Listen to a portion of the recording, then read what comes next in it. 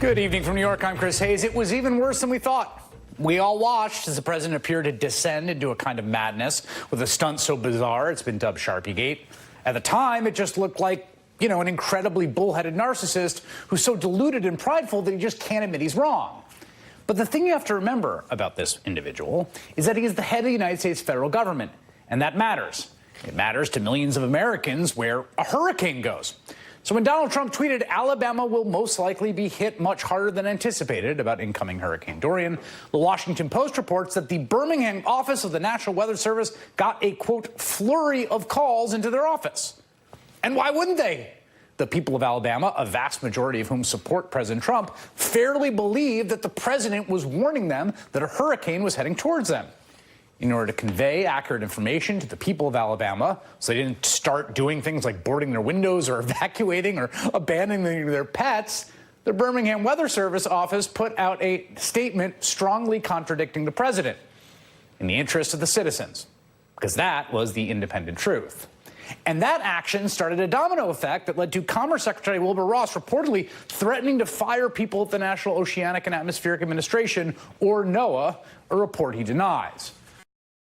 NOAA then putting out an unsigned statement supporting the president's claim, undermining its weather experts. I mean, think about this. This is the president saying that what the weather is, even when that's not the weather. We're either a country that has an independent weather service, or we are living in the kind of country in which the great leader tells us what the weather is.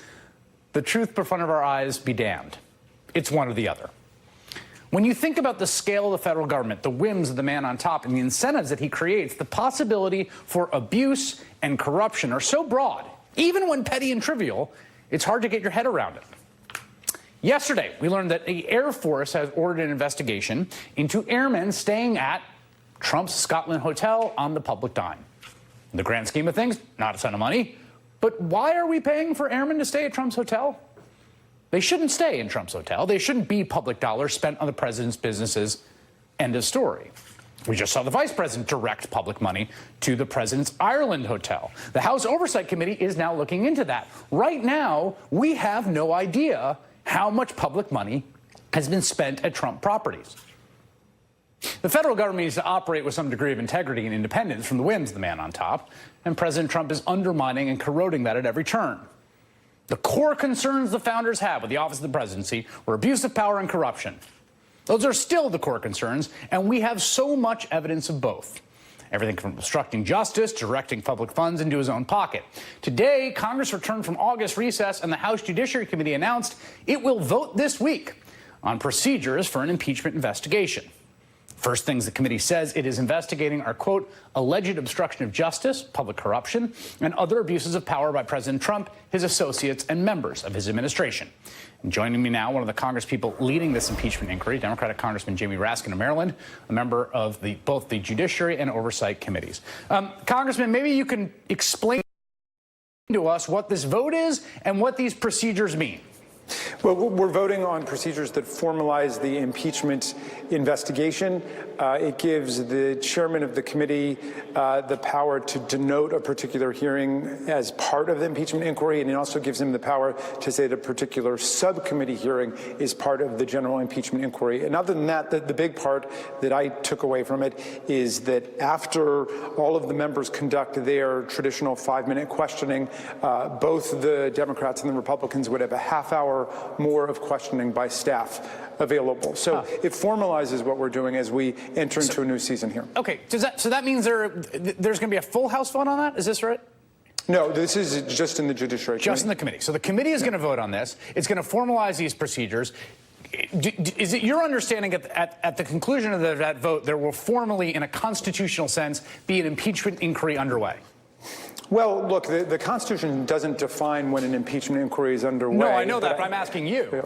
Well, look, I think we're in it now, but I think it's great that the committee will formalize it with this procedure. But look, we're being hit on a daily basis, inundated with new high crimes and misdemeanors. The stuff that we found out about the vice president's trip to Ireland, about the redirection of the Air Force crews to go to the Trump Hotel in Scotland, that's just amazing stuff. The president has converted the government of the United States into an instrument of self-enrichment, and this is the original sin of the Trump administration, and it was the main thing that the framers were trying to prevent. They did not want the government being used as a for-profit enterprise by the president. What is the timeline here? I want to play for you a little bit of your colleague, Jerry Nadler, who's the chair of this committee, talking about his understanding of the Trump administration's view of the timeline on this, and then get your response to it. Take a listen.